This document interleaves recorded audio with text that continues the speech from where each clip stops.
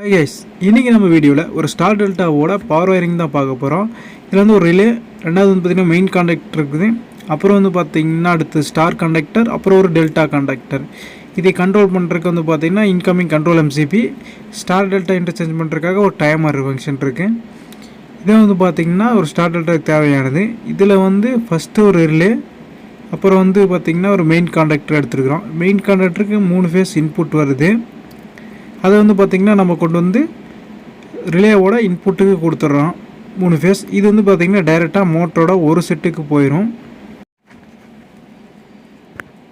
UVWவில் கொடுத்தாச்சு, U1 V1 W1ல்.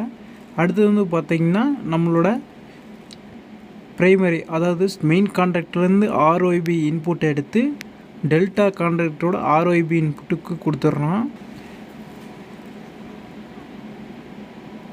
அதுக்கப்புறம் வந்து பார்த்திங்கன்னா நம்மளோட UVW இருக்குது. அதில் வந்து பார்த்திங்கன்னா W2 U2 V2ங்கிற கான்ஃபரன்ஸில் மோட்டர் கொடுக்கணும். மோட்டரில் வந்து பார்த்திங்கன்னா ஆர்டினரி அப்படி தான் இருக்கும்.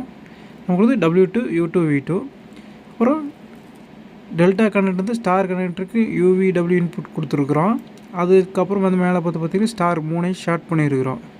பட்றப்போ வந்து பார்த்திங்கன்னா நம்மளுக்கு ஃபஸ்ட்டு வந்து பார்த்திங்கன்னா இதுவுமே ஸ்டார் கனெக்டர் ஃபஸ்ட்டு பிடிக்கும் ஆன் ஆகிறப்போ.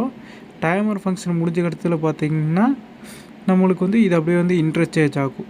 ஸ்டார்லேருந்து டெல்டாவாக மாறும். அந்த டைமில் மெயின் கனெக்டர் பிடிச்சிட்டு தான் இருக்கும். இப்படி பண்ணுற மூலம் பார்த்திங்கன்னா மோட்டரை வந்து ஃபஸ்ட்டு ஸ்டார் ஃபேஸில் ஓட வச்சு அப்புறம் டெல்டாவுக்கு மாற்றி ஃபுல் ஸ்பீடில் ஓட வைப்போம். தேங்க்யூ ஃபார் வாட்சிங்.